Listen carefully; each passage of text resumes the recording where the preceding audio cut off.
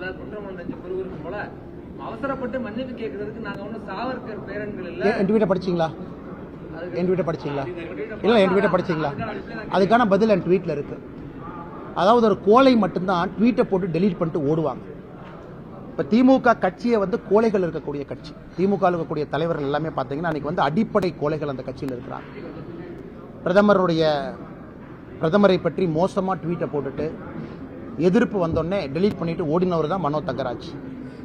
இன்னைக்கு என்னை வடநாட்டு கைக்கூலின்னு சொல்லிட்டு அந்த ட்வீட்டை டெலீட் பண்ணிட்டு சொல்லாத மாதிரி ஒரு பொய் சொல்கிறார். நீங்களே சொல்லுங்கள், இவங்கெல்லாம் வந்து ஒரு சாதாரண ஒரு பப்ளிக் பதவியில் எந்த பதவியில் இருக்கிறதுக்கு அடிப்படை தகுதி உங்களுக்கு இல்லை. ஒரு பேசிக் குவாலிட்டி ஆஃப் பொலிட்டீஷியனுங்கிறது இன்டெகிரிட்டி. அந்த இன்டெகிரிட்டியே இல்லாத பல மனிதர்கள் தான் இன்னைக்கு திமுக அமைச்சர். மனோ தங்கராஜ் உதாரணமாக எடுத்துக்கணும்.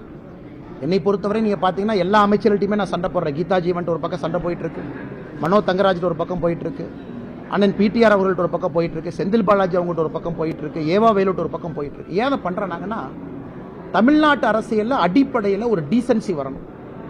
இப்போ திமுகவுடைய கட்டமைப்பே வந்து 70 ஆண்டு காலமாக அவதூறு, பொய், என்ன வேணாலும் பேசிட்டு ஓடிடலாம். ஒரு சாமானிய மனிதன் வந்து அவங்களை எதிர்க்க முடியாதுன்னு தலை குமிஞ்சு நிற்பான். நம்ம வாழ்த்துக்கு அவதூறுகளை அள்ளி வீசிட்டு போயிடலாம். காமராஜரை அப்படி தான் எலெக்ஷனில் வீழ்த்தினாங்க 67.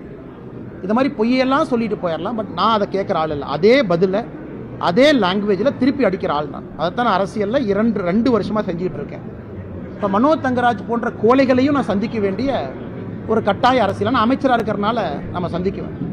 அதனால் ட்வீட்டை டெலீட் பண்ணிட்டு ஏன் ஓடுனீங்க? அதான் என்னோட முதல் கேள்வி. ஆவினை பொறுத்த வரைக்கும் இன்னைக்கு அதல பாதாளத்தில் இருக்கணும் தமிழகத்திலே தெரியும். இன்னைக்கு நாங்கள் வந்து ஒரு ரிப்போர்ட் கொடுத்துருக்கோம். அந்த ரிப்போர்ட் பொய் அப்படின்னா பிஜேபியிலிருந்து 5 பேர் கொண்ட குழுவை ஆவின் நிறுவனத்துக்குள்ள அலோவ் பண்ண தயாரா?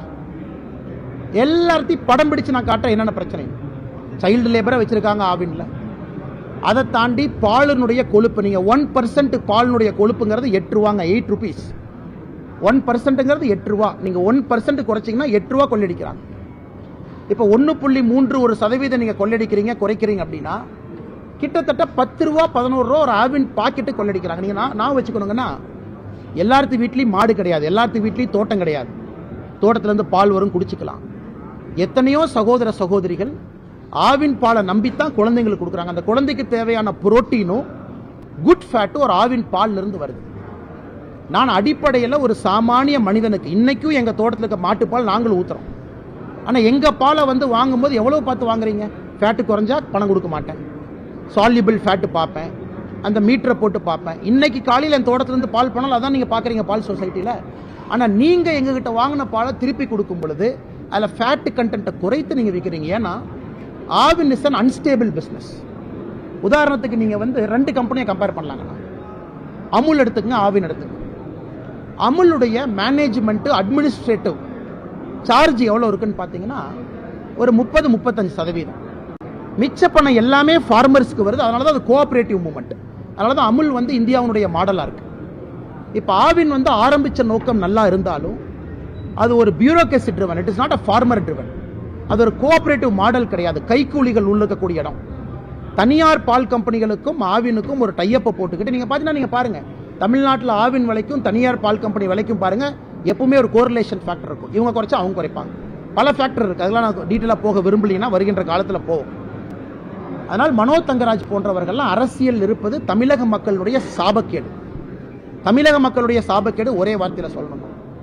பாலினுடைய ஃபேட் கண்டென்ட் ஏன் குறைஞ்சது? அதுக்கு பதில் கிடையாது. ஏன் ஒரு பர்டிகுலர் கலர் மில்கை நிறுத்துறீங்க? இன்னொரு இடத்துல பேட்டி கொடுக்குறாரு, குழந்தைங்களுக்கு கொழுப்பு அதிகமாயிருச்சு, குழந்தைங்களுக்கு கொழுப்பு அதிகமானாலும் நாங்கள் ஆவினில் ஃபேட்டை குறைக்கிறோம். ஸோ கடந்த 4 நாட்களாக பிதற்றி உளறி கொண்டிருக்கின்றார்கள் தமிழகத்தினுடைய பால்வரத்துறை அமைச்சர் திரு மனோ தங்கராஜ். குழந்தைங்களுக்கு ஃபேட் அதிகமாகிடுச்சுன்னா சிப்ஸை பேன் பண்ணுங்க, கூல்ட்ரிங்கை பேன் பண்ணுங்க, ஃபாஸ்ட் ஃபுட்டை பேன் பண்ணுங்க. இதை பேன் பண்ணிங்கன்னா குழந்தைங்களுடைய லிப்போ ப்ரொஃபைல் கண்ட்ரோலுக்கு வரும். அதுக்கு போய் பால் இருக்கிற ஃபேட்டை குறைப்பீங்களா? அதனால் பதிலடி நான் ட்விட்டர்லேயே கொடுத்துருக்கேன். அவர் டெலீட் பண்ண ட்வீட்னுடைய ஸ்க்ரீன்ஷாட்டையும் போட்டிருக்கேன். அமைச்சருங்கிறனால கொஞ்சம் மரியாதை கொடுத்து பேசிகிட்டு இருக்கேன். அதனால் இதை அவங்களும் உணர்ந்துக்கணும். ஒரு அமைச்சருக்கு ஒரு மரியாதை என்பது குறைந்த அளவுக்கு தான் அந்த மரியாதை.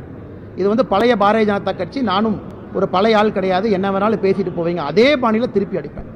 அதனால் மனோ தங்கராஜ் அவர்களுடைய நாட்கள் எண்ணப்பட்டுக்கிட்டு இருக்கு. ஐடி துறையிலிருந்து அவர் பண்ண ஃப்ராடு நம்ம டிஎம்கே பார்ட் 2 ஃபைல்ஸில் கொடுத்துருக்கோம். அதெல்லாம் ஒரு நாள் வெடிக்கத்தான் போகுது, எங்கேயும் தப்பிச்செல்லாம் போக முடியாது. இந்த நாவடக்கெல்லாம் இப்படித்தானே இருக்கும். அடக்கணும்னா யாராச்சும் 2 பேர் செயின் சாவை கொண்டு வந்து ரம்பத்தை கொண்டு வந்து அடக்கப்பாரு.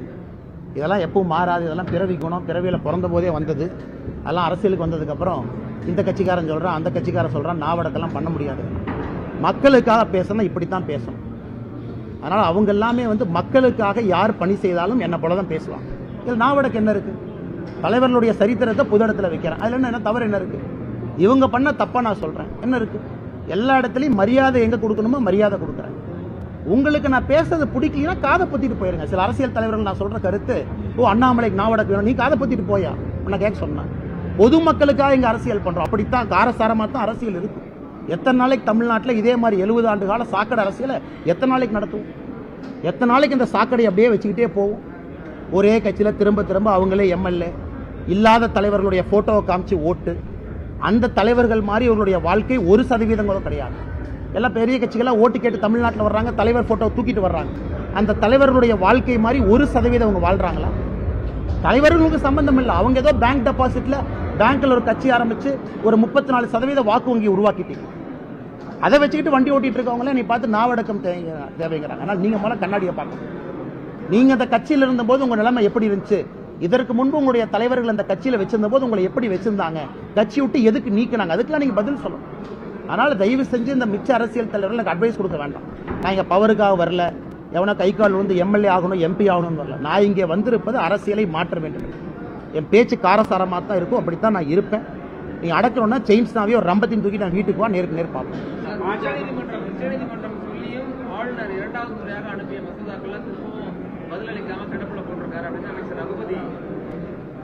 அமைச்சர் ரகுபதி அவர்கள் ஒரு விஷயத்தை புரிஞ்சுக்கிறாங்க. தமிழகத்தில் பொய் சொல்றதுல கில்லாடி யாருன்னா ரகுபதி அவர் தான் நம்பர் 1 கொடுக்கும். அதாவது நான் படிச்சு சொன்னேன், ஆன்லைன் ரம்மி பில் ஹைகோர்ட்ல ஸ்டாப் ஆகும் நான் சொன்னா இல்லையா? நீங்க பத்திரிகை நண்பர்கள் நீங்க சாட்சியா சொல்லுங்க. கவர்னர்ட்ட ஒரு ஃபால்ட்டி பில் அனுப்புறீங்க. நான் அலிகேஷன் வைக்க விரும்பல, யாரை பார்த்தாங்க நான் வைக்க விரும்பல. அந்த பில் ஃபால்ட்டின்னு எல்லாத்துக்கும் தெரியும். ஒரு கேம் ஆஃப் ஸ்கில்ல கொண்டு வந்து கேம் ஆஃப் சான்ஸ் மாத்த பார்த்தீங்க. ஆர்ப்பாட்டம் நடத்துனீங்க, கவர்னரை கையெழுத்து போட வச்சீங்க. ராஜ்பவனுக்கு வெளியே நான் பிரஸ் மீட்ல என்ன சொன்னாங்கன்னா, இந்த பில் நிக்காதுன்னு சொன்னேன். இன்னைக்கு ஆளுநர் நீ கையெழுத்து வாங்கலாம், கோர்ட்டுக்கு போய் தனியார் company, so called rummy company, so called online companies, gaming company, ஏதோ ஹைகோர்ட்ல ஸ்டே வந்துச்சா இல்லையா? 2ஆ பிரிச்சுட்டாங்க பில்லையே. ஸோ கேம் ஆஃப் ஸ்கில் விளையாட்டுக்கு வந்து தடை, அப்பனா ரம்மிக்கு தடை கிடையாது. என்ன பேசுறாங்க அரசியல்வாதிகள்? பொய்யான ஒரு பில்லை இவங்களே செட்டிங் போட்டு அது ஆளுநருக்கு அனுப்புறது, அது ஆளுநருக்கு செகண்ட் டைம் அனுப்புறது, கையெழுத்து வாங்கிக்கிறது. கேட்டால் நான் எல்லாத்தையும் சாட்டிஸ்ஃபை பண்ணிட்டேன், மக்களுக்கு நல்லவன் காட்டிட்டேன். ஆனால் ரகுபதி அவர்கள் சொல்றதெல்லாம் பொருட்டை எடுத்துக்காதீங்கண்ணா. சிறைத்துறை அமைச்சரும் ஊழலுக்கு எதிராக இருக்கக்கூடிய அமைச்சரும் அவருடைய வாழ்க்கையும் பேசுற பேச்சையும் பாருங்க. அமைச்சர் ரகுபதி அவங்க பேசுறாங்கன்னா அதுக்கு ஒரே ஒரு பதிலடி, ஆன்லைன் ரம்மி பில்லை எப்படி பைலட் பண்ணி கவர்னர் நிர்பந்திச்சு ஒரு ஃபால்ட்டி பில்லை கையெழுத்து போட வச்சு மெட்ராஸ் ஹைகோர்ட்ல என்ன கொட்டு வாங்கியிருக்காங்களோ அதே ரகுபதி அவர்கள் ஒரு பில்லை வந்து டிராஃப்ட் பண்றதுக்கான லட்சணம். அவர் துறை தானே பில்லை டிராஃப்ட் பண்ணாங்க, அவர் பியூரோக்ராட் தான் டிராஃப்ட் பண்ணாங்க. நான் என்ன சொன்னேன்? பில் போகும்போது என்ன சொன்னாங்க? அதனால சொல்றேன். இப்போ 2வது சுப்ரீம் கோர்ட்டுக்கு வரேன். 2 பாட்டா பிரிச்சிட்டேன். ஒன்று ரகுபதி அவர்கள் கேள்விக்கான பதில். ஆனால் சுப்ரீம் கோர்ட்டை பொறுத்த வரைக்கும் இவர்கள் 2 விஷயம். அதாவது முதலமைச்சர் ஒரு திருமண விழாவில் சொல்றாங்க, ஆளுநர் வந்து இந்த மசோதா கையெழுத்து போடலினா தமிழகத்தினுடைய நிர்வாகமே முடங்கிவிடும். ஆளுநர்கிட்ட பெண்டிங்ல இந்த பில் எதுனா 10 பில்லு வைஸ் சான்சலரா வந்து சீஃப் மினிஸ்டர் போடணும், சான்சலரா சீஃப் மினிஸ்டர் போடணும், சான்சலரா கவர்னர் இருக்கக்கூடாது. அந்த பில்லு கையெழுத்து போடலாம் தமிழக அரசினுடைய நிர்வாகம் முடங்கி விடுமா? இவங்க சுப்ரீம் கோர்ட்ல கொடுக்குற அஃபிடவிட்ல சொல்லியிருக்காங்க. அது வந்து ஒரு பிரச்சனை இருக்கக்கூடிய யூனியன் லிஸ்ட் 66ல் இருக்கக்கூடியது, அதுவும் சேலஞ்ச் ஆகும். 1994ல இதே டிஎம்கே அது உல்டாவா பேசினாங்க, இதே டிஎம்கே உல்டாவா அடிச்சாங்க. ஐயோ முதலமைச்சர்கள் வந்து ஆளுநராக இருக்கக்கூடாதுன்னு ஜெயலலிதா அம்மா இருக்கும் பொழுது இவங்களே உல்ட்டா அடிச்சாங்க. ஏன்னா இவங்களுக்கு வேண்டிய வைஸ் சான்சலர் கிடைக்கல. இன்னைக்கு இவங்களே வந்து 2023 உல்ட்டா அடிச்சு வேணுங்கிறாங்க. அதனால மக்கள் சரித்திரத்தை எடுத்து பார்த்தா மக்களுக்கே தெரியும் அவங்க பேசுவது பொய்யன். ஆனால் ஆளுநரை பொறுத்தவரை மணி பில்லுக்கு கையெழுத்து போடாமல் இருந்தால் அது பிரச்சனைங்கண்ணா. ஒரு மணி பில்லுங்கிறது, மணி பில்லுக்கு நீங்கள் கையெழுத்து போடலினா ஒரு நிர்வாகத்தை நடத்த முடியாது. இது எல்லாமே கான்ஸ்டிடியூஷன்ல பிரச்சனை இருக்கக்கூடிய. சித்தா யூனிவர்சிட்டிக்கு வந்து தனி என்ட்ரன்ஸ் எக்ஸாமினேஷன் நடத்தணும், which is against the law. அதனால ஆளுநர் வச்சிருந்த எந்த பில்ல ஆளுநர் கையெழுத்து போடலினா தமிழகத்தினுடைய அரசு இயந்திரம் முடங்கிவிடும். நீங்க சொல்லுங்க, அல்லது நீங்களே ரகுபதி அவர்கிட்ட கேளுங்க.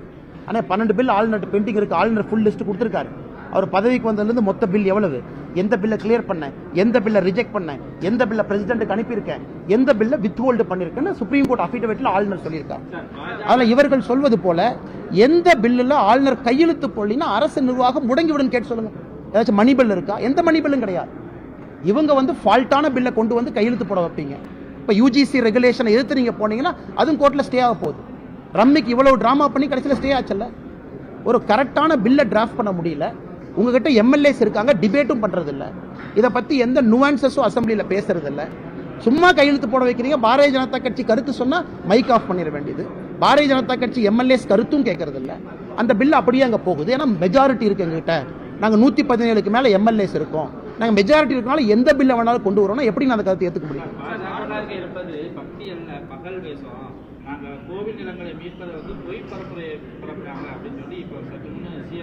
நேற்று பேசியிருந்தாருங்க. அதாவது முதலமைச்சர் அவர்கள் ஒரு விஷயத்தை உணர்ந்துக்கணும்.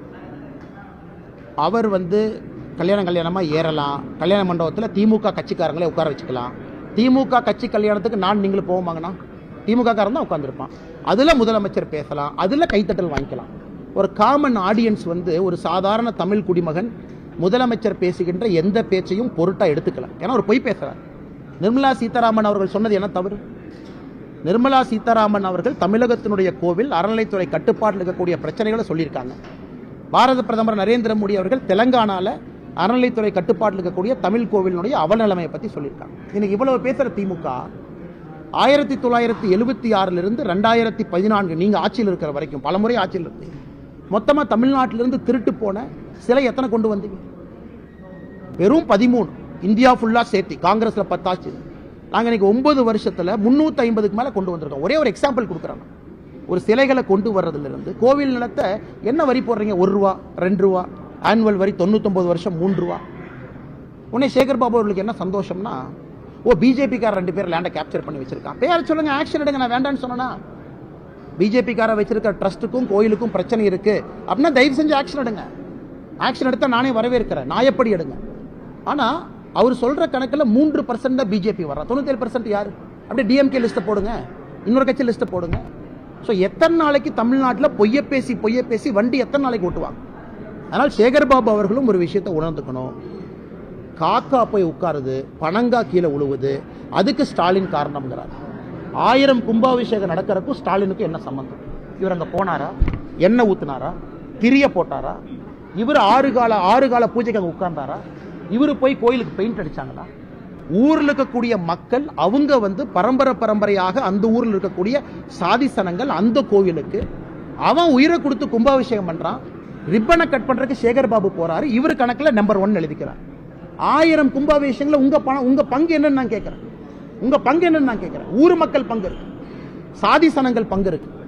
அந்த கோவிலுக்கு சம்பந்தப்பட்ட பரம்பரையாக இருக்கக்கூடிய அந்த கோவிலுக்கு வரக்கூடிய சனங்கள் அங்க இருக்காங்க. இதெல்லாம் கொண்டாடுறாரு. சிஎம் வாக்கிங் போறார். ஒரே தாத்தா வருவாரு அந்த ஸ்விஃப்ட் கார்ல. அந்த ஒரே தாத்தா பார்க் பண்ணுவார். இது வந்து ஒயிட் மேன் அப்பீலுமாங்க. அந்த காலத்துல இந்தியா ஓல்டுக்கு பார்த்தீங்கன்னா வெள்ளக்கார சொல்லணும் இந்தியா சூப்பர். இன்னைக்கு முதலமைச்சருக்கு வந்து பிராமின் சொல்லணும் நீங்க சூப்பர். இன்னைக்கு வந்து பிராமின்ஸ் மேன்ஸ் அப்பீல். யாராச்சும் ஒரு பிராமணர் ரோட்ல வர்றாருன்னா அவரை வாக்கிங் போகும்போது முதலமைச்சர் பார்ப்பார். உடனே பிராமணர் வந்து பிராமின் மொழியில் சொல்ல பேஷா பண்றேன், சூப்பரா பண்றேன், அப்பாவோட அருமையா பண்றேன், பேஸ்னு சொன்னா உடனே முதலமைச்சர் தேங்க்யூன்னு சொல்லுவார். பிராமணர் வந்து வாழ்த்திட்டார் திமுகவை. அப்ப நாங்க தான் மாடல் ஆச்சு. என்ன காலத்துல வாழ்றீங்க? 1980ல அந்த 2 ஸ்கிரீனை போயிட்டு போட்டு படம் ஓட்டுவாங்களா? அந்த மாதிரி ஓட்டிட்டு இருக்காங்க. அதே ஆள் வருவாங்க. நான் விழுவேன், எல்லா இடத்துலையும் விழுவேன். எனக்கு வந்து ஜாதி கிடையாது, எல்லா காலையும் விழுவேன். நான் வந்து அடிப்படை சமுதாயத்துல இருந்தா வீட்டுக்கு போய் நான் உட்காந்து சாப்பிடுவேன், அவங்களோட தங்குவேன். நான் சாதி பார்க்கறது இல்லை. தமிழ்நாட்டில் எந்த அரசியல் தலைவர் போய் சாப்பிட்றாங்கன்னு கேளுங்க. முதலமைச்சர் கையை தொட்டா சானிடைசர். நான் போட்டோ காட்டு கொடுக்கட்டும் உங்களுக்கு, முதலமைச்சர் எத்தனை டைம் சானிடைசர் போடுறாருன்னு. தென்காசியில கை தொட்டா சானிடைசர். நீங்களும் அரசியல்வாதியா? புது தட்டு, புது பிளேட்டு. வீட்டில் போய் போட்டோ எடுக்கும் போது அந்த கட்சி சார்ந்த டெலிவிஷனோட எம்பளம் இருக்கும், அதுல வந்து போட்டோ கேட்ட நான் சாப்பிட்டேன். இதுதான் நீங்க சாதி தனமெல்லாம் பாக்குறதா? நான் வந்து பிராமணரும் சரி தாழ்த்தப்பட்ட சமுதாயத்தும் எது மனிதனே உருவாக்கி இருக்கணும், ரெண்டையும் சமமா பார்க்கணும். ஒரு பிரம்மச்சாரி யாரா இருந்தாலும் கடவுளா நான் பார்க்கிறேன். எந்த ஒரு பிரம்மச்சாரி வேட பாடசாலையில் நின்று வேதம் படிக்கிறானோ காலில் நான் விழுது. அதே நீங்க சொல்ற தாழ்த்தப்பட்ட சமுதாயத்திலிருந்து ஒரு குழந்தை வேதமோ கீதையோ படிச்சா அந்த குழந்தை காலில் விழுது. அது என்னுடைய அரசியல். இவங்களை மாதிரி போட்டோக்காக அப்படியே போகும்போது அந்த தாத்தாவே வந்து வாக்கிங் வரும்போது அந்த தாத்தாவே வருவாரு, பேஷ் பேஷ் ரொம்ப நல்லா பண்றேன். எதுக்கு இந்த பொழப்பு? அதை வந்து வீடியோ எடுத்து அவங்க டீமே சர்க்குலேட் பண்ணி எங்களை வாழ்த்திட்டாங்க. நான் கேட்கறது நெத்தியடி கேள்விகள். 1000 கும்பாபிஷேகத்திற்கும் உங்களுக்கும் என்ன தொடர்பு? 97% நீங்க கணக்கு கொடுக்கல. அந்த லேண்டை யார் ஆக்கிரமிப்பு பண்ணிருக்காங்க? வேதாரண்யத்தில் எந்த குரூப் அந்த லேண்ட் ஆக்கிரமிப்பு பண்ணி வச்சிருக்காங்க? பேர் சொல்லாம எனக்கு பேர் தெரியும், நீங்க சொல்லுங்க. எத்தனை திமுக கார கோயில் நடத்த வச்சிருக்காங்க சொல்லுங்க.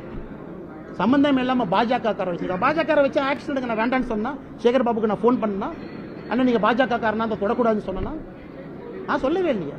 நீ ஆக்ஷன் எடு, யாரு வேண்டான்னு சொன்னா? நீ எந்த வேலையும் செய்யாம இதை வச்சு ஹைகோர்ட்ல அபிடவிட் போட்டு எத்தனை நாளைக்கு சேகர் பாபு வண்டி ஓட்டிட்டு இருப்பாருன்னா? பணம் யாரு பாக்கெட்ல இருந்து கொடுக்குறீங்களா? பட்ஜெட் ஃபண்டா? கோயில் பணம் அண்ணே, பட்ஜெட் ப்ரொவிஷன் கிடையாது. நீங்க புரிஞ்சுக்கங்க. டாக்ஸ் பேயர் மணி பட்ஜெட்டுக்குள்ள போய் கோயில் பணம் இல்லாம நீங்க 10,000 கோடி கோயிலுக்கு கொடுக்குறீங்கன்னா நீங்க பெருமைப்பட்டுக்கலாம். கோயில் உண்டியல்ல வர பணத்தை அதுல 12% அட்மினிஸ்ட்ரேட்டிவ் ஃபீ, 4% வந்து ஆடிட்டிங் ஃபீ, அந்த பணத்தையே எடுத்து அதே கோயிலுக்கு, அது பக்தாதிகள் கொடுக்கறதுங்க. உங்களையும் என்ன மாதிரி சாதாரண மக்கள் உண்டியல்ல போற பணம். இது சேகர்பாபு என்ன நோட் பிரிண்டிங் மிஷின் வச்சு சென்னையில நோட் பிரிண்டிங் மிஷின் அடிச்சாரா? இதெல்லாம் அப்படியே சொல்லி சொல்லி மக்களை முட்டாளாக்கிட்டு இருக்காங்க. மேடம் எங்களை பொறுத்த வரைக்கும் மேடம், ஒரு கோவிலினுடைய பணம் என்பது அந்த கோவிலை சார்ந்துதான் இருக்க முடியும் என்பது எங்களுடைய கருத்து. உதாரணத்திற்கு இப்ப இன்னைக்கு ஷாம்பி காம்ப்ளெக்ஸ் கட்டுறீங்க. சமயபுரம் மாரியம்மன் கோவில்ல, திருவண்ணாமலையில ஷாம்பி காம்ப்ளெக்ஸ் பல 100 கோடிகள் கோவிலினுடைய பணம் தேவையா அப்படிங்கிறது முதல் கேள்வி. கோவிலினுடைய பணத்தை எடுத்து யாரோ ஒரு கான்ட்ராக்டர் கொடுத்து ஷாப்பிங் காம்ப்ளெக்ஸ் கட்டுறீங்க, அது வேண்டாம். அந்த கோவிலை சுத்தி இருக்கக்கூடிய எல்லா கவர்மெண்ட் ஸ்கூலுக்கும் காலை உணவு, மதிய உணவு, இரவு உணவு கொடுப்போம். கவர்மெண்ட் ஸ்கூலுடைய அப்கீப்புக்கு ஒரு கோயிலும் வருஷம் 3 லட்சம் கொடுக்க வைப்போம். அந்த கவர்மெண்ட் ஸ்கூலுக்கான புக்ஸை வாங்கி கொடுப்போம். மிட் டே மீலை பார்த்துக்கலாம். ஒரு கோயில் ஒரு ஆர்ட்ஸ் காலேஜ், ஒரு இன்ஜினியரிங் காலேஜ் நடத்தட்டும். அந்த கோவில் நிர்வாகம் பண்ணட்டும். எஜுகேஷனை எல்லா பக்கம் ஈஸியாக கொண்டு போகலாம். ஏன்னா அந்த கோவில் திருவண்ணாமலை இருக்குன்னா திருவண்ணாமலை சுற்றி இருக்கக்கூடிய பகுதிகளுக்கான அடிப்படை வசதிகளுக்கு அந்த கோவிலுடைய பணத்தை பயன்படுத்தும். இதான் எங்க பாயிண்ட். நீங்க 12% அட்மினிஸ்ட்ரேட்டிவ் ஃபீ, 4% ஆடிட்டிங் ஃபீ, மிச்சம் இருக்கிற 84%ல இனோவா காரு, ஜேசி கட்டுற ஆஃபீஸ், இதெல்லாம் கோயில் பணத்தை கட்ட சொல்லி அறநிலைத்துறை சட்டத்திலேயே இல்லை. இது எல்லாம் மாற்றணும். நாங்கள் கோவில் பணம் என்பது ஹிந்து மக்கள் மட்டும் நான் சொல்லிங்க, அந்த ஏரியாவில் அந்த சமுதாயத்தில் இருக்கக்கூடிய எல்லா மக்களுக்கும் அதை பயன்படுத்துவோம். கோவில் சுற்றி இருக்கக்கூடிய பகுதி. ஆனால் இன்னைக்கு உங்களுடைய கான்செப்டே ஃபெயிலியர். சரி, பட்ஜெட் ப்ரொவிஷன் ஏதாச்சும் கொடுத்துருக்கீங்களா? டிஎன்ஹெச்ஆர்என்சிக்கு பட்ஜெட்டில் நான் ஒரு அமௌண்ட்டை ஒதுக்கியிருக்கேன். தமிழ்நாட்டுக்கு கூடிய சிறு கோயில் நான் புதுப்பிச்சிருக்கேன். பெரிய கோயிலுக்கு கும்பாபிஷேகம் பண்ணாங்க. நாங்கள் வந்ததுக்கப்புறம் ஹெச்ஆர்என்சி 1000 கோயில் கட்டியிருக்கு. ஒரு கோயில் நீங்கள் கட்டியிருக்கீங்களா? கிராமத்தில் சிதிலமடைஞ்ச கோயிலை எத்தனை ஹெச்ஆர்என்சி எடுத்து புதுப்பிச்சிருக்கு? பக்கத்தில் இருக்க கோயிலுடைய பணத்தை எடுத்து அந்த கோயில் பக்கத்தில் இருக்கிற கிராமத்தில் சிதிலமடைஞ்ச கோயிலில் நீங்கள் புதுப்பிச்சிருக்கீங்களா? அதை சொல்லுங்க, நான் பாராட்டுறேன். நீங்க வரலினா கூட திருவண்ணாமலை கோயிலுக்கு பணம் கொடுக்கறதுக்கு டோனார் வருவான், கும்பாபிஷேகம் நடக்கும். பழனி மலைக்கு சேகர் அண்ணன் போடலாம் கூட நானும் போவேன், இன்னொருத்தரும் போவாங்க, உண்டியல்ல பணம் போடுவோம், நடக்கும். சின்ன கோயில் என்ன பண்ணிருக்கீங்க? இன்னைக்கு நீங்க போங்க, ஆதித்ய சோழன், ராஜராஜ சோழனுடைய தாத்தா கட்டின கோயில் இருக்கு கங்கை கொண்ட சோழபுரம் பக்கத்தில். கோவில போய் பாருங்க எவ்வளவு சிதிலம் அடைஞ்சு கிடக்கு. அதையும் புதுப்பிக்க மாட்டீங்க. கங்கை கொண்ட சோழபுரத்துக்கு போங்க, அங்க இருக்கிற சிவன் கோயில் ஏன் புதுப்பிக்க மாட்டீங்க? உள்ளூர்ல இருக்கக்கூடிய அம்மன் கோயில் ஏன் புதுப்பிக்கல? இது எதுவுமே பேசாம ஒரு தாத்தா வந்து பேஷ் நல்லா இருக்கீங்கன்னா உடனே எங்களுக்கு வந்து சர்டிபிகேட் கொடுத்துட்டாங்க, டிஎம்கே சூப்பர் நீங்க புரிஞ்சுக்கிட்டா நான் என்ன பண்றது?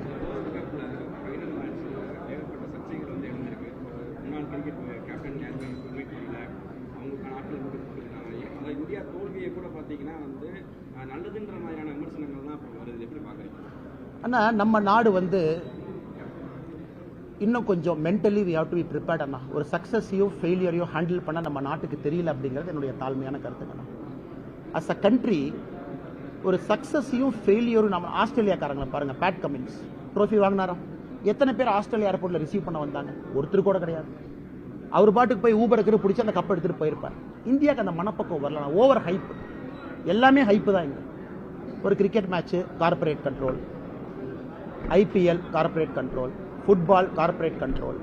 இது எல்லாம் பார்த்தீங்கன்னா எல்லா இடத்துலையுமே நாமளே ஹைப் பண்றோம். சினிமா 100 கோடி, இது 500 கோடி. ஸோ இந்தியாவை பொறுத்த வரைக்கும் என்னுடைய தாழ்மையான கருத்துனா சக்சஸையும் ஃபெயிலியரும் ஹேண்டில் பண்ணணும். இது ஒரு வேர்ல்ட் கப் மேட்ச் தானே, என்னென்ன இது தலை போச்சா? அடுத்த வேர்ல்ட் கப்பில் ஜெயிக்கலாம், 2024 2020 வேர்ல்ட் கப்பில் ஜெயிக்கலாம். ஒரு தோல்வியை வந்து இவ்வளவு விமர்சிக்க வேண்டிய அவசியம் கிடையாது. It's a game. ஒருத்தர் ஜெயிப்பா, ஒருத்தர் தோத்து தான் ஆகணும். ஆஸ்திரேலியன்ஸ் ஆட பெட்டர் டே. இதே வேர்ல்ட் கப் ஃபைனல்ல அடுத்த நாள் திரும்பி ஆடிதீங்கன்னா இந்தியா ஜெயிச்சிருக்கலாம். அந்த அன்னைக்கு Australia was better team. Simple. அதோட ஃபுல் ஸ்டாப் வச்சுட்டு போயிடணும். ஸ்போர்ட்டுங்கிறது 2 பேரும் ஜெயிக்க முடியாது, ஒருத்தன் தான் ஜெயிக்க முடியும். ஆனால் நம்ம நாட்டில் அந்த தோல்வியை வந்து அனலைஸ் பண்ணி இவங்க ஏன் வரல, அவங்க ஏன் வரல அப்படிங்கிறது எனக்கு உடன்பாடு இல்லைங்கண்ணா. என்னை பொறுத்தவரை இந்த கிரிக்கெட் வளர்ந்ததுக்கு யார் காரணம்? அப்கோர்ஸ் நீங்கள் சொன்ன பேர் மொஹிந்தர் அமர்நாத்லேருந்து, கபில் தேவ்லேருந்து, தோனியிலிருந்து, கங்குலியிலிருந்து பெரிய பெரிய நபர்கள். அவர்களுக்கான மரியாதை இருக்கு. சௌரவ் கங்குலி பார்த்தீங்கன்னா இதுக்கு முன்னாடி பிசிசிஐனுடைய president, Anil Kumble Karnataka state cricket association president, Jawaharlal Srinath பிரசிடென்ட்டாக இருந்தாங்க. ஸோ அவர்களுக்கான இடம் இருக்கு. நம்ம யாரும் தட்டி பறிக்கலைங்கண்ணா. அதே நேரத்தில் பிசிசிஐ பொறுத்த வரைக்கும் நான் எப்படி கருத்து சொல்ல முடியுங்க? இவங்களே கூப்பிடல, அவங்களே கூப்பிடல, எனக்கு தெரியாது. ஆனால் என்னுடைய கருத்து, தோல்வியை ஏற்றுக்கொள்ளக்கூடிய மனப்பக்குவம் நம்ம நாட்டுக்கு வேணுங்க. we should not get emotionally invested in the result. இது ஓகே, அடுத்த 2020 வேர்ல்ட் கப் அமெரிக்காவில் நம்ம ஜெயிப்போம். அப்போ என்ன பண்ணுவோம்? உடனே வந்து பெரேடு பண்ணி எல்லாத்தையும் கூட்டிட்டு வந்து நான் 2 நாள் சாப்பிடாம இருப்பேன். எப்படி ஆஸ்திரேலியா ஹேண்டில் பண்றாங்க பாருங்க. மேட்ச் முடிஞ்சதா, அதுக்கப்புறம் 2020 ஃபோக்கஸ் பண்ணு. பேட் கமெண்ட்ஸ் போறானா, யாரு வந்து 10 பேர் கூட கொடி பிடிக்கல. ஸ்போர்ட்டா பார்க்கணுங்கண்ணா, சினிமாவை பார்க்கணும். இது எல்லாம் நம்ம ஹைப்பை கொடுத்து ஒரு பெரிய பூதமா வளர்த்தி வச்சிட்டோம். தோல்வி வரும்போது ஏத்துக்க முடியல.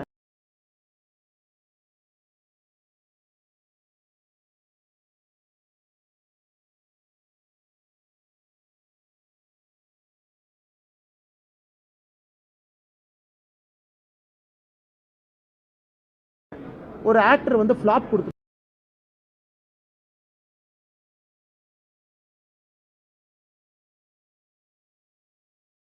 ஏத்துக்க முடியல. இது சரியானாவே சரியாயிரும்.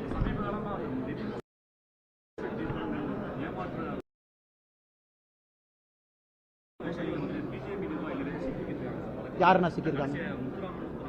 முத்துராமன் பிஜேபி இல்லையா? அண்ணே நீங்க புரிஞ்சுக்கணும்,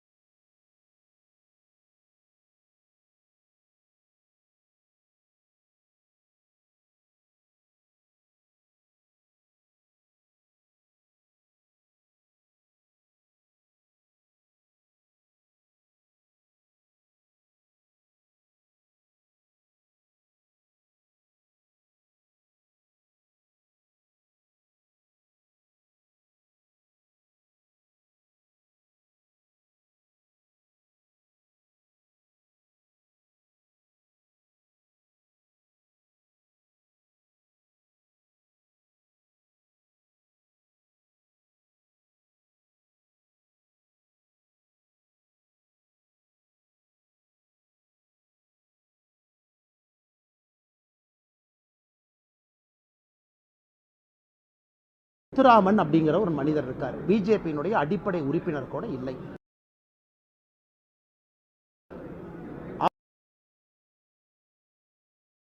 அவர் வந்து மத்திய அமைச்சரை போய் பார்க்கறாரு, ஒரு போட்டோ எடுக்கிறாரு, போடுறாரு.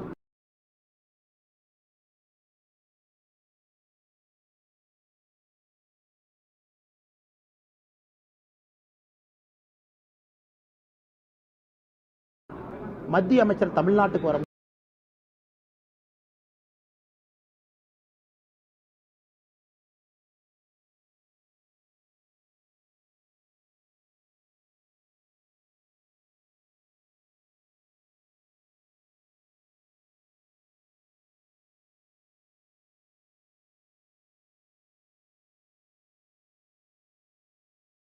பிசிசிஐனுடைய president, Anil Kumble Karnataka state cricket association president, Jawaharlal Srinath பிரசிடென்ட்டாக இருந்தாங்க. ஸோ அவர்களுக்கான இடம் இருக்கு. நம்ம யாரும் தட்டி பறிக்கலைங்கண்ணா. அதே நேரத்தில் பிசிசிஐ பொறுத்த வரைக்கும் நான் எப்படி கருத்து சொல்ல முடியுங்கண்ணா? இவங்களே கூப்பிடல, அவங்களே கூப்பிடல, எனக்கு தெரியாது.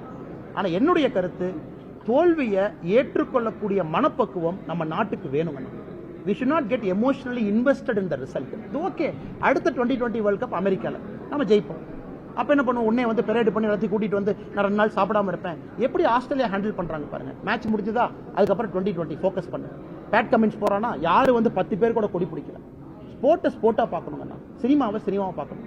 இது எல்லாம் நம்ம ஹைப்பை கொடுத்து ஒரு பெரிய பூதமா வளர்த்தி வச்சிட்டோம். தோல்வி வரும்போது ஏத்துக்க முடியல. ஒரு ஆக்டர் வந்து ஃபிளாப் கொடுத்துட்டாருன்னா ஏத்துக்க முடியல. இது சரியானாவே சரியாயிரும்.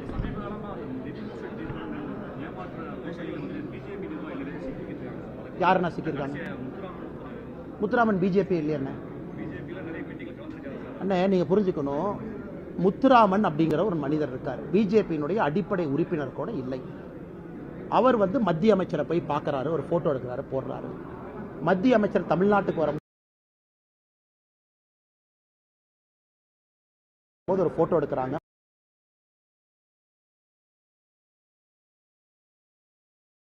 போடுறாங்க. கேட்டா எம்எஸ்எம்இ கவுன்சில் நடத்துறோம் அப்படின்னு.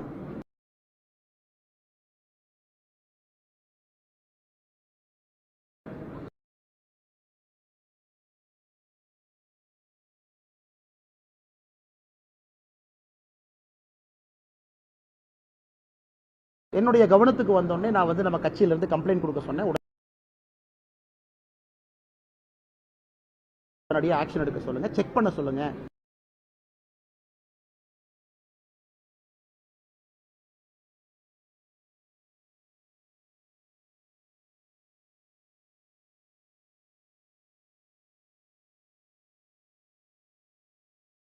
அந்த அமைப்பு வந்து உண்மையாலுமே ரெகனைஸ்ட் அமைப்பா, நாட் ரெகனைஸ்ட் அமைப்பா?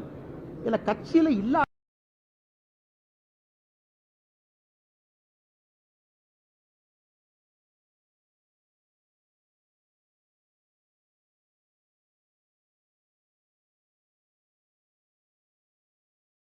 நான் எப்படி பதில் சொல்ல முடியும்? காவல்துறை யாரெல்லாம் தவறு செஞ்சிருக்காங்களோ மேல நடவடிக்கை எடுக்கணும்.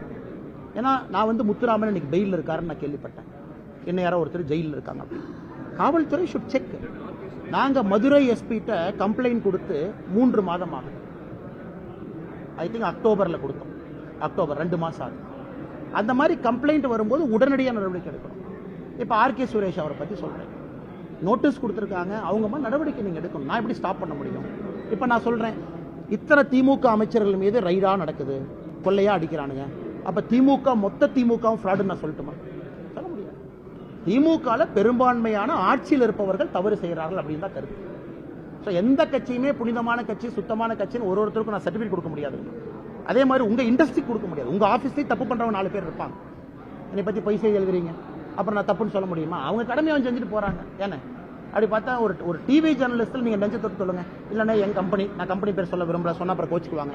எங்க கம்பெனில 100% சத்தியவான்கள் நீங்க சொல்ல முடியுமா? சொல்ல முடியாது. 10 பேர் இருந்தா ஒரு அரசியல் கட்சி என்னை பொறுத்த வரைக்கும் மெஜாரிட்டி நல்லவங்களா இருந்தா சூப்பர் டெமோக்ரஸி. அந்த மெஜாரிட்டியை நோக்கி போகணும். ஒருத்தர் 2 பேர் கெட்டவர் இருந்தா கண்டுபிடிச்சு வெளியே அனுப்பணும், அல்லது இன்னொரு வாய்ப்பு கொடுக்கணும். மக்கள் பணத்தை திருடி இருந்தானா உள்ள பிடிச்சி போடும். எல்லாரும் சர்டிபிகேட் நல்லவன் கொடுக்கறதுக்கு நான் வரல. எந்த அரசியல் கட்சியும் எங்க கட்சியில 100% ஆத்தென்டிக் பீப்புள்னு சொல்ல முடியாது. எங்களை தாண்டியும் தவறு நடக்கும். ஒரு நிகழ்ச்சி போறேன், எங்கிட்ட போட்டோ எடுப்பான், யாருன்னு கூட தெரியாது, மாலை போடுவான், ஓகே போங்க, நடக்கும். தடுக்க முடியாது. சிஸ்டம் வச்சிருக்கோம். மாவட்ட தலைவர் யாரை கூட்டிட்டு வந்தாலும் வவுச் பண்ணணும், இன்டெகிரிட்டியை செக் பண்ணணும்னு சொல்றோம். இந்த மாதிரி மீட்டிங் வர ஒருத்தர் பாக்குறாங்க, தெரியாது. அதுக்குன்னு ஒரு போட்டோ வச்சு நீங்க கருத்து எழுத முடியுமாங்களா? நான் சொல்றது என்னடாங்கன்னா, இந்தியாவில் தான் நான் உள்ள பேசினாங்க அந்த மீட்டிங்ல ஆன்சர் பண்ண சார். இன்டெகிரிட்டி வந்து அதிகப்படுத்தணும். இந்தியாவில் பிரச்சனை இருக்கு, அரசியல் கட்சியில பிரச்சனை இருக்கு. அதுக்காக ஒரு நபர்கள் 2 நபர்களுக்காக கட்சின்னு சொல்லாது. அதே தான் அப்ளிகபிள் டு ஆல் பார்ட்டிஸ் எல்லாம். அந்த பாயிண்ட் சொல்லலாம். அண்ணே பிஜேபிக்கு சேலஞ்சர் இல்ல, உங்க கேள்வி நான் அப்ரிஷியேட் பண்றேன். நியாயமான நேர்மையான கேள்வி. என்னுடைய பயமே பிஜேபி ஆட்சிக்கு வரும்பொழுது மற்ற கட்சிகளை போல் நாம் மாறிவிடக்கூடாது அப்படிங்கறதான் பயம். ஆட்சியில் இல்லாதப்ப சொல்லலாம் நாங்க நேர்மை, நாங்க வந்து நீதி, நாங்க வந்து நியாயம். ஆட்சியில் இல்லாதப்ப சொல்றது எளிது. ஆட்சிக்கு வரும் பொழுது, பவரில் உட்காரும் பொழுது, சீட்டில் உட்காரும் பொழுது, மக்களுடைய வரி பணத்தை நீங்க ஹேண்டில் பண்ண ஆரம்பிக்கும் பொழுது உங்க மனசு வேற மாதிரி இருக்கும். யாருமே பார்க்கல, கை வச்சிடலாமான்னு தோன்றும். அதுக்கு பிஜேபிக்கார போகக்கூடாதுங்கிறது என்னுடைய ஒரு வேண்டுதல் ஆண்டவங்க. இல்லாட்டி பிஜேபி எவ்வளவு பேசிட்டு பிஜேபி ஆட்சிக்கு வந்து எங்களுக்கும் மற்ற கட்சிக்கும் வித்தியாசம் இல்லைன்னா அப்புறம் பிஜேபி ஆட்சிக்கு வரணும். அதனால yes it's a challenge for BJP also. அண்ணா இன்னைக்கு இருக்கிற பிஜேபி மாறாம ஆட்சிக்கு வரும்பொழுது இதே இன்டெகிரிட்டியை மெயின்டைன் பண்ணுமா தமிழ்நாட்டில் அப்படிங்கிற கேள்வியை நோக்கி நாங்கள் போயிட்டு இருக்கோம். அதுக்காக கட்சியும் பில்டப் ஆயிட்டு இருக்கு. செந்தில் பாலாஜிக்கு வந்து கால் வலி தலைவலி நிறைய வலி இருந்துச்சு, விஷயம்லாம் ஆய்வு பண்றோம் அப்படின்னு அமைச்சர் எனக்கு தெரியலீங்கண்ணா. எல்லா வழி இருக்குன்னு சொல்கிறாங்க. நான் அதுக்குள்ளே போக விரும்பலை. ஒரு சாதாரண மனிதனுக்கு போய் டெஸ்ட் பண்ணாலும் எல்லா வழியும் இருக்க தான் செய்யும். இப்போ உங்களே கூட்டிகிட்டு போய் டெஸ்ட் பண்ணால் கூட தப்பாக நினச்சிக்காதீங்க. 40 வயசுக்கு மேலே போனாவே ஹார்ட் பிளாக்கு 30% எல்லாத்துக்குமே இருக்கும். அது நேச்சுரல். அந்த கால்சிஃபிகேஷன் ஆகத்தான் செய்யும் அது. ஸோ இவங்க வந்து இப்போ எம்ஆர்ஐ பண்ணி பார்த்து அதனால் போக விரும்பலை. அப்புறம் நான் சொன்ன ஏதாச்சும் கான்ட்ரவர்ஷியல் கருத்தாயிரும். அதனால் என்னுடைய கருத்து உங்களுக்கு கோர்ட்டுக்கு விட்டது, நீங்கள் கோர்ட்டுகிட்ட போய் கொடுங்க. எங்களை பொறுத்தவரை ஊழல்வாதிகள் உள்ளதாக இருக்கணும். சாக்கு போக்கு சொல்லி ஊழல்வாதிகளுக்கு மட்டும் சிறப்பு சலுகையாக ஒரு ஸ்பெஷல் வேனில் தூக்கிட்டு வந்து ஹாஸ்பிட்டல் வரும்பொழுது முழு கேபினெட்டே அங்கே போய் கை கட்டி நின்று டாக்டருக்கெல்லாம் ப்ரெஷரை போட்டு ஒரு ரிப்போர்ட் எழுத வச்சு கோர்ட்டு கொடுக்கறது, அதெல்லாம் கோர்ட்டு நிச்சயமாக இதையெல்லாம் பார்த்து ஒரு முடிவெடுக்கும் என்கின்ற நம்பிக்கை எங்களுக்கு இருக்கு. முடிவு பண்ணுவேன். 7 மாதம் இருக்குல்ல, மக்களோடு கூட்டணி அதை முடிவு பண்ணிட்டோம். மக்கள் எங்களோட அதை முடிவு பண்ணிட்டோம். இடையில எந்தெந்த கட்சி வர்றாங்க 2024 க்ளோஸராக வரும்போது பார்த்துக்கலாங்க. ரொம்ப நல்லது தானே. பிஜேபி நீங்கள் எப்பவுமே என்ன சொல்லுவீங்க? பிஜேபியில் என்ன சொல்லுவீங்க? அண்ணே நீங்கள் வந்து வேட்பாளர் வந்து 3 நாளைக்கு முன்னாடி கொடுப்பீங்க. அந்த கட்சியில் பார்த்தீங்கன்னா 7 முறை எம்எல்ஏ, 5 முறை எம்எல்ஏ. நீங்கள் கடைசி தேதியில் ஒரு வேட்பாளர் சொல்லி எப்படி நிற்பாரு? ஸோ பிஜேபியில் அந்த மாதிரி யாராச்சும் ஆரம்பிச்சிட்டாங்கன்னா ஒரு மாநில தலைவராக நான் சந்தோஷப்படுறேன். நீங்கள் ஆரம்பிக்கிறது மட்டும் பண்ணாதீங்க, மக்கள்கிட்ட போய் சேவை பண்ணுங்கள், மக்களுடைய வாக்கை வாங்குங்க. அதை பாராட்டுற முதல் நாள் நானாக தான் இருப்பேன்.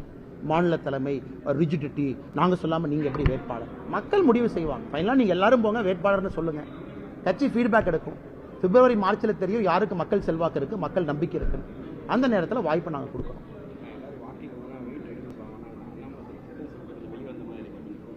தலைவா 6.5 kg குறைஞ்சிருக்கேன் தலைவா. 6.5 kg குறைஞ்சிருக்கேன். எப்படி சொல்லிட்டீங்க மேடம்? நல்ல கேள்வி. பாத யாத்திரை பொறுத்தவரை எங்களுக்கு இன்றைக்கும் பயம். இன்னும் மழை பெஞ்சிட்டு இருக்கு. டெல்டாக்குள்ளே 5 நாள் கேப் கொடுத்துருக்கோம். நாளைக்கு மழை வராதுன்னு நினச்சி இறங்குறோம். மழை வரக்கூடாது. இந்த மாதிரி நிறைய இயற்கையோடு சேர்ந்து சில இடத்துக்கு போகிறீங்க, அது ஒரு பிரேக்கு. தெலங்கானா 3 நாள் பிரச்சாரத்துக்கு வாங்குங்கிறாங்க, அதுக்கு போயாகணும். அதுக்கும் நான் போயாகணும், இல்லைன்னு சொல்ல முடியாதுங்க. அதே போல் கட்சியினுடைய வேலை, கல்யாணம், காது குத்து, அதுக்கும் டைம் கொடுக்கணும். முக்கியமான நிர்வாகிகள் இருக்கிறாங்க. இந்த மாதிரி நான் 1 வருஷம் பாத யாத்திரை மட்டும்தான் போவேன், எதுவுமே செய்ய முடியாது, அப்படி பண்ண முடியாதுங்க. அதனால் எனக்குன்னு நிறைய பிரச்சனைகள் இருக்குது. கட்சி வேலையும் செய்யணும், நிர்வாகிகளுடைய சுக துக்கங்களையும் கூட இருக்கணும். கட்சி மேலிடத்திலிருந்து இன்னொரு பொறுப்பு கொடுத்தா அதையும் போய் செஞ்சுட்டு வரணும். இயற்கையோடு சில இடத்துல ஒன்றி போகணும். இதை தாண்டி எனக்கு வரக்கூடிய மெடிக்கல் கண்டிஷனை தாண்டணும். அதுக்கு ஒரு 12 நாள் பிரேக் எடுத்தோம். அதனால் எங்களுடைய கணக்குப்படி ஜனவரி லாஸ்ட் வீக்கில் முடிச்சிருவோம் மேடம். ஒரு 2 வீக்ஸ் டிலேயில் இருக்கும். We should finish it by January ஒரு 27-28 வாக்கில் எய்ம் பண்ணியிருக்கோம். அதுக்குள்ளே முடித்து விடுவோம் என்கிட்ட நம்பிக்கை இருக்குது, ஆண்டவனுடைய துணையோடு. தேங்க்யூ.